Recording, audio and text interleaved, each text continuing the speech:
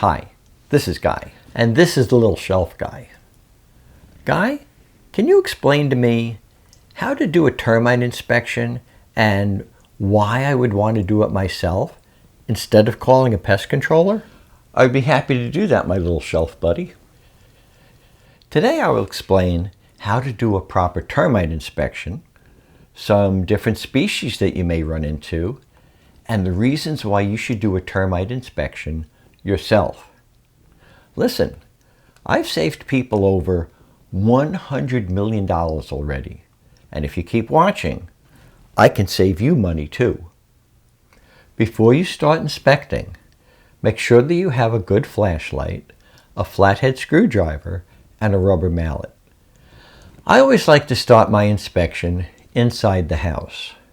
Keep in mind that termites can show up almost anywhere in your home, so you need to be thorough. The first thing I do is look at the walls and ceilings. One of the most obvious signs of termites are mud tubes. If you see anything like this, then you have subterranean termites. If you are not seeing any mud tubes, then look for sagging, peeling, bubbling, or discolored paint, damp areas, and cracks or indentations in the drywall. You know, places where the wall looks a little sunken in. Next, tap on the walls with a rubber mallet and listen for frass falling inside the wall. Obviously, if that mallet goes right through the wall, you may want to think about investigating a little further. Also, look for exit holes and kick-out holes. Exit holes are created by termites so that the reproductives can exit to start new colonies. Kick-out holes are created by drywood termites to push out waste that we call frass. Frass looks a little like a pile of sawdust, but it's actually just tiny pellets. Now here's an interesting fact.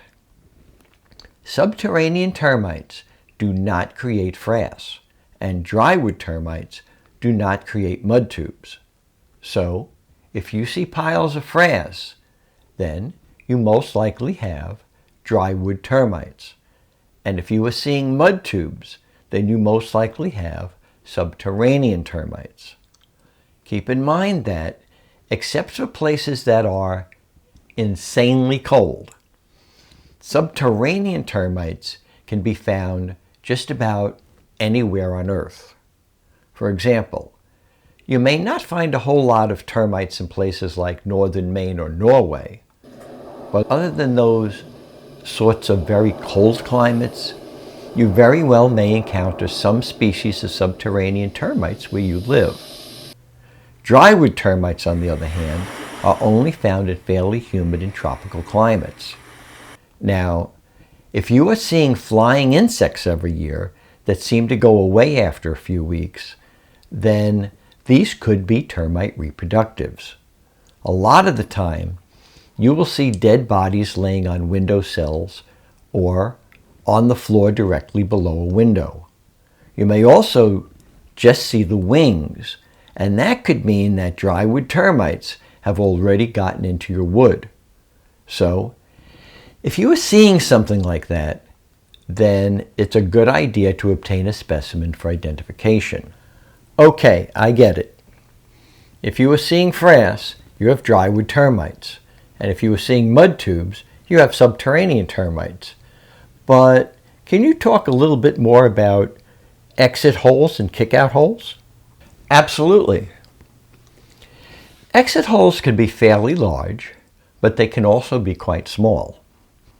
Sometimes they are so small that they are very easy to miss, and the termites will fill them in with mud, making it even harder to spot them. Kick-out holes, on the other hand, are always tiny and almost always hard to spot. However, the key to finding kick-out holes is that you will see frass just below the holes lying on horizontal surfaces, such as countertops, the floor, inside cabinets, on shelves, and all that sort of thing. So, when you are inspecting the walls, make sure that you look very carefully behind all the furniture and look on all horizontal surfaces as well. If you are inspecting for drywood termites, then it's not a bad idea to look for frass in all your cabinets and under all your furniture too. Next, you need to inspect all the woodwork. Again, you are looking for exit holes, kick-out holes, discolored paint, and indentations in the wood. A lot of the time, you may not see this sort of thing, so use that screwdriver to push on all the wood. If the wood feels soft, or the screwdriver goes right through the wood, then you may have termites. Finally, and this may seem really obvious, if you see large holes in the drywall or the wood, then you might want to see if there are termites in there. Now that you have inspected the inside of the house, let's go outside and have a look. Check for mud tubes that are coming up from the ground around the entire building. Also check the eaves. I know it sounds crazy, but there can be mud tubes in the eaves without seeing any coming up from the ground. In addition to mud tubes, you need to look for other signs of termites as well. If there's any old wood lying on the ground, then check it for termites. If there are no termites, then you should remove that wood. If there are termites, then do not remove the wood, and please contact me for further guidance. Hey, how's this for one of the worst ideas you can have when it comes to termites? Seriously, what were those people thinking? Anyway, just like with the inside of the house, you may see sagging, peeling, damp, or discolored paint. Pay particular attention to areas around windows, doors, fascia boards, and places where concrete touches wood. Use that screwdriver to push on all wooden trim that may be around windows, doors, and that sort of thing. If you find a soft area in the wood, use that screwdriver to dig into it a little to see if you can find termites. While you are inspecting, keep an eye out for exit holes and kick-out holes. Also look for winged bugs that may be alive or dead around the lights or below windows. This could be termite reproductives looking to start a new colony. You should also look for termite wings. If you see wings and no bodies, then these could have come from drywood termites that have already gotten into your house, because these guys shed their wings before entering the wood. Also keep an eye out for frass as well when you are inspecting windows, doors, and the eaves.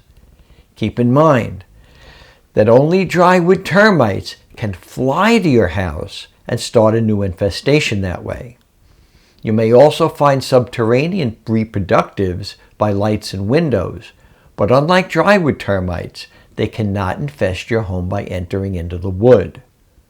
Subterranean termites must always attack from the ground. Wait a minute. How can I tell if these bugs are termites or just some other kind of bug that likes to hang out on lights and windows? Great question. Termites are actually pretty easy to identify because they have 4 wings of equal length. Their bodies appear to just have 2 segments, and their antennae are straight with no bends in them. Now, before wrapping up your outside inspection, make sure that you check for termite activity in any cracks that may be in the concrete, and also check the expansion joints. And don't forget to check tree stumps as well. If you cut down a tree, that dead tree stump can become a termite's favorite restaurant. If you find termites in a tree stump, then please contact me for further guidance. Now, let's move on to crawl spaces and attics. One of the reasons you should do your own inspection is because 2 places that a lot of the pros do not check are crawl spaces and attics. That is because crawl spaces can be really nasty and dirty places, so pest controllers often do not want to go in them. Instead, they may just peek in with a flashlight. Attics can be really hot, and it's a pain in the neck to walk on the ceiling joists, so a lot of pest controllers avoid attics as well. Nevertheless, you must inspect these areas. Just as before, you need to look for holes in the wood, mud tubes, and frass. Inspect as much of the wood as you can. If you are inspecting the crawl space and you see mud tubes that are in direct contact with the ground, then please contact me for further guidance. Now, please don't get me wrong. I'm not saying that all pest controllers do a bad job inspecting. Some of them are really very good, but not all of them. I have heard many horror stories about inspectors that inspected a house for termites prior to a sale and gave that house a clean bill of health. Then sometime after the closing, the new owner discovered termites, and it cost them thousands to repair the damage. You should also know that this problem happens quite often if you use a home inspector to do the termite inspection instead of an actual pest controller. Some home buyers try to save money by asking their home inspector to look for termites. And a lot of the home inspectors won't do it for the simple reason they are not qualified. But some do, and they can get it very wrong.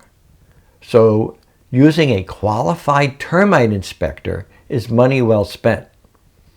Nevertheless, it is always a good idea to do your own termite inspection prior to buying a house, regardless of who has done that inspection. Also, all homeowners should do a termite inspection every year on their property. Now, before I go, I just want to share one more small piece of advice. If you see something like this in your backyard, then run like hell. Be well, my friends, and thank you so much for watching.